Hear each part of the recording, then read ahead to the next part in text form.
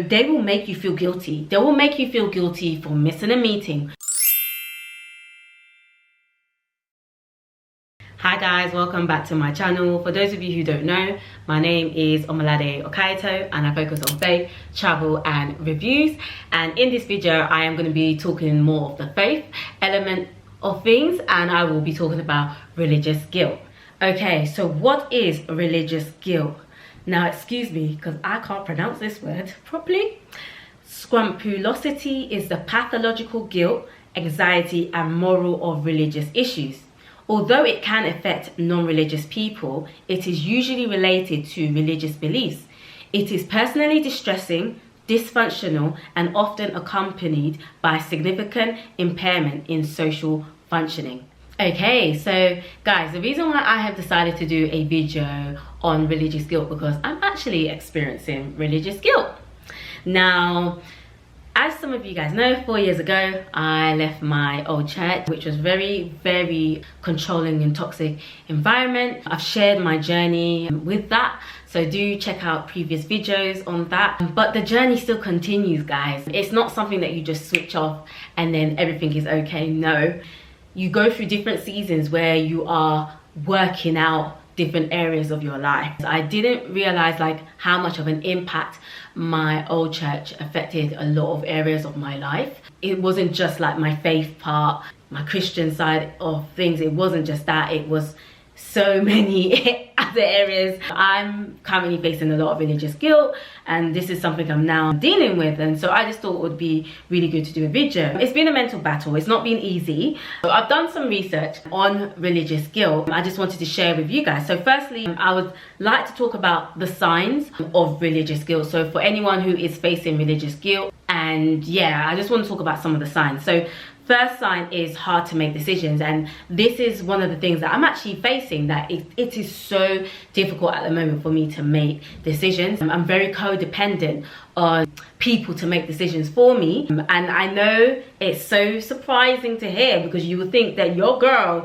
is very decisive, but boy oh boy, when you've come from an institution like that where you have to get sign off for everything, you always have to ask the pastor or leadership for every step, every decision, everything that you take, that you always have to ask them for permission or seek permission before you go ahead.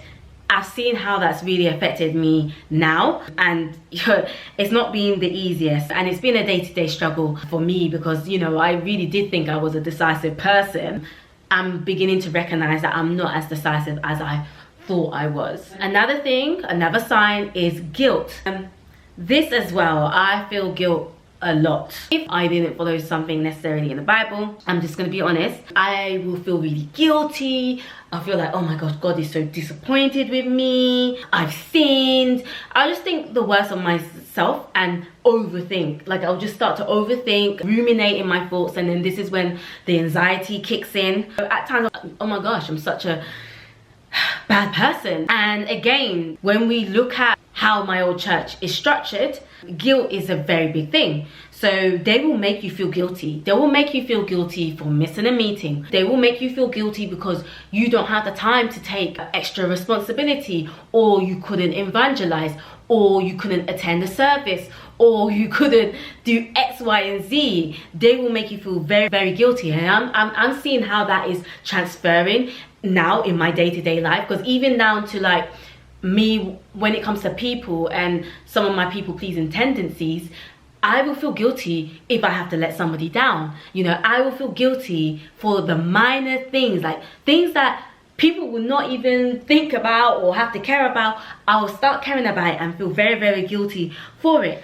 The main thing is that you don't want to let people down. You don't want that guilt of letting people down, because obviously here an example is that you have a prime urge to please leadership, Christian friends, family, worried that you're going to let them down, and worried that the choices that you have made is not right in their eyes. So you feel guilty because you have made choices that are not right in their eyes.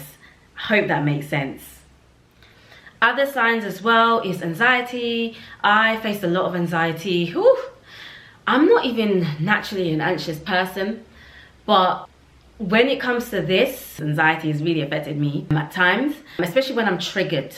When I'm triggered because of my old church, then I notice that my anxiety and worries start to go up the roof. Another thing is anger as well. That's another sign. Depression is another sign. And by the way, not all of these signs are related to me. I'm just giving some examples. Oh, a sense of isolation. Now that is definitely related to me, especially when you've been taught that the outside world is bad.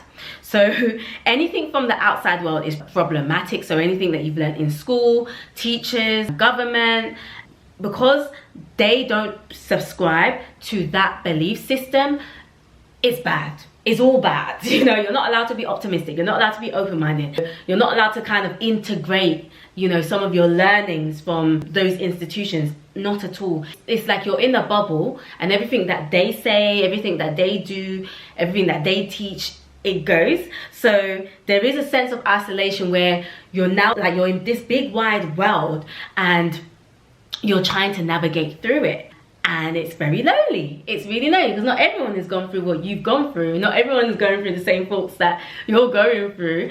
Yeah, you're trying to now fit into the big wide world because you've come out from a very, very isolated environment. Even at times, there's times where I felt so isolated that things that have just come through my mind, like I don't necessarily feel comfortable speaking about it within the Christian community. I feel more comfortable speaking it with more of like my non-Christian friends. And I know I shouldn't say this, but this is the truth, and I might as well just be sincere on camera, because it just sometimes feels like such an isolated situation that you don't feel that you will necessarily get that understanding. Lack of self-confidence as well, that's a sign. Yeah, these are just some of the signs that one can get from religious guilt. I've spoken about some of my personal experiences and how some of these is related to my own like experience. And religious guilt is real. This is something that I'm really learning, that even though I've done a lot of work since leaving my old church, the work still continues, the battle still continues. And I may not speak about it as much on my channel, but I do believe that from time to time, it's still important that I do talk about my journey and my experience. At the end of the day, I still see it as purpose. And, you know, the amount of people that has reached out saying how helpful these videos have been, I at least owe to at least do some videos on my journey. I just wanted to talk about how you can move on from religious guilt. And these are just some of the things. Like, first thing is, you do not blame yourself anymore. You begin to understand that you are not the blame. Your emotional mind lets go of the religious indoctrination that you had. So obviously some of the doctrines, or a lot of the doctrines, let me just be honest, were very false. I believed in those doctrines, and I, you know, went with those doctrines for years upon years. So there's been a lot of deconstructing in my mind and just embracing my own personal walk with God and figuring out things myself and just developing that relationship with God myself, even though it's not easy. It is not easy at times. Instead of, you know, feeling that I'm being told what to do, and if I don't do it this way, I'm being disobedient, you know. I just wanted to kind of let you know some of these things. Also acceptance as well.